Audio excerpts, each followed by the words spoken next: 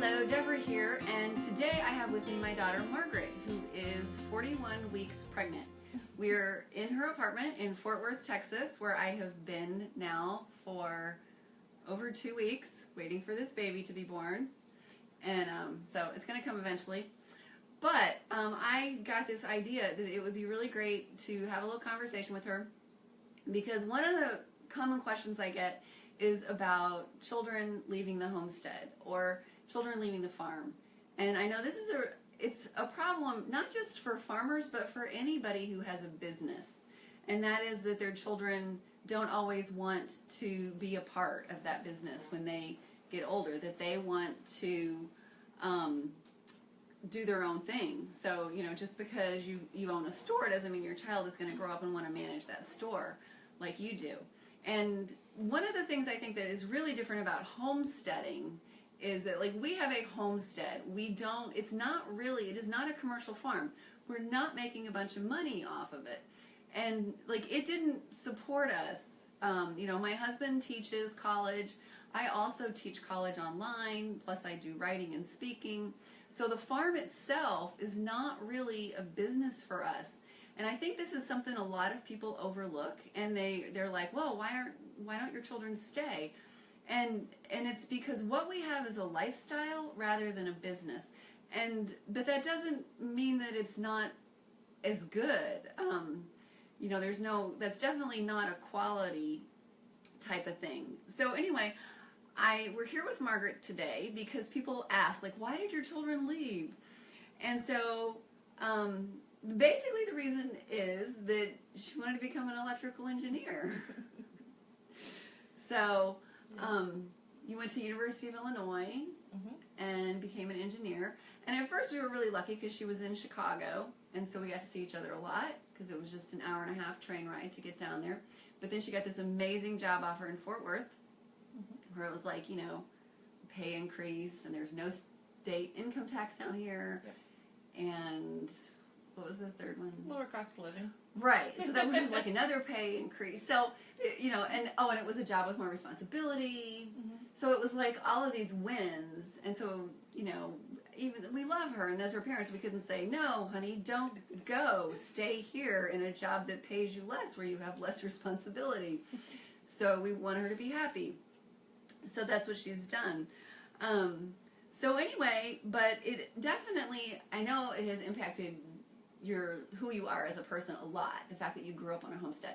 So why don't you tell everyone, what are some of the ways that you think that growing up on a homestead impacted who you are today as a person?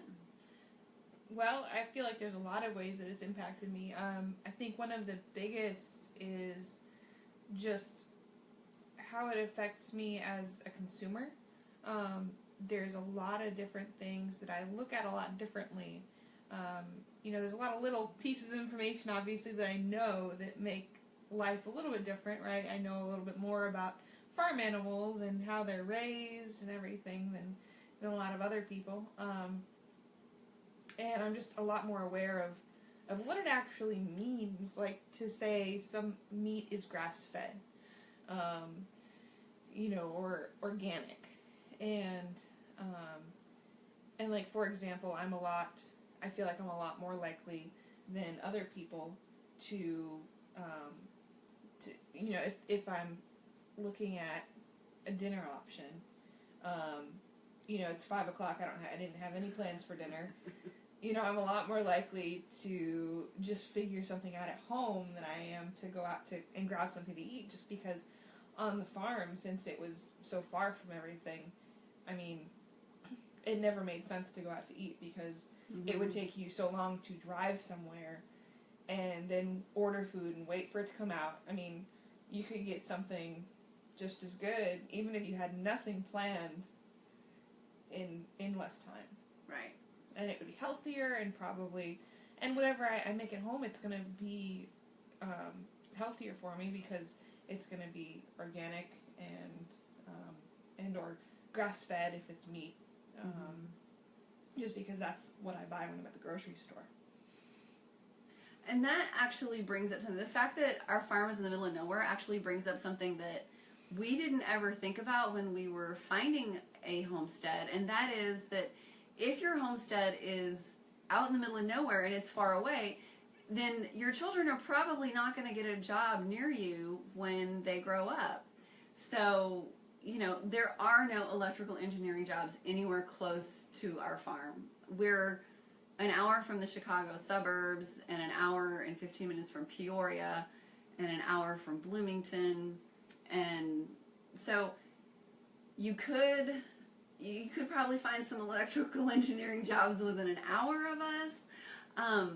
But, you know, that's something that we never thought about, you know, like we never expected our children to stay home, but we also didn't think about how easy is it going to be for our children to find jobs in the area when they grow up. So, do you have any plans to ever live on a homestead or have an urban homestead? My husband and I have definitely talked about it. When he's come to visit the farm, he's absolutely loved it. You know, I think and it's something we've definitely talked about, especially as we've talked about raising kids, just because there's so much to be gained from it, especially for kids. So, yes, we've definitely talked about it. Either, you know, probably a little bit less out in the middle of nowhere. Mm-hmm. Because we do like a lot of the things that come with living close to a city. But we've definitely been looking at options. Right.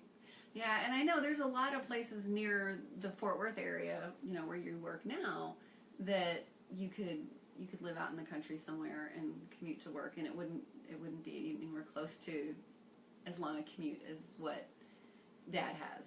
Yeah. Right now, because he's a really long commute.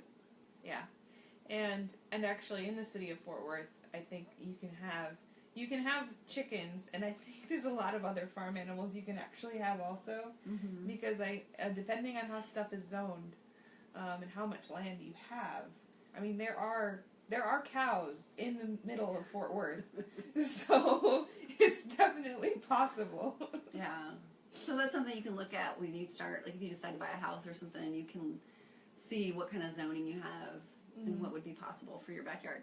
Because even when you were at University of Illinois, you had a little chicken tractor in your backyard there. Because in Urbana, it's kind of funny, University of Illinois is like next to the Twin Cities of Champaign and Urbana. Champaign does not allow chickens, but Urbana does. And so you lived in Urbana and had chickens in your backyard, so you could have your own fresh eggs. Yep. So it's really an outdated idea to think, and this, on the flip side of this, I was asked a lot, I still get asked a lot, if I grew up on a farm or if my parents were farmers or whatever, and the answer to that is that I did not grow up on a farm. In fact, I grew up in a small town and heard my parents had been farmers before, and just heard my mother saying a lot of really negative things about farmers and how she wanted me to grow up and get a good education so I could get an office job. But it's really an outdated idea to think that you have to, that what your parents do will have anything to do with what you do. You know, back in the era of traditional homesteading in the 1800s, so many of those children stayed on the farms because they didn't really have a lot of options. And today, you've got so many options, you know. I mean, really, there's thousands of different jobs that you can have. And everyone's aware of those. You know, 150 years ago on the homestead, children weren't aware of very many jobs that they could have. And so staying on the farm and continuing to do what they'd done their whole life was a really easy and safe answer. So this is, I think, just another example of how modern homesteading, is not anything like what traditional homesteading was.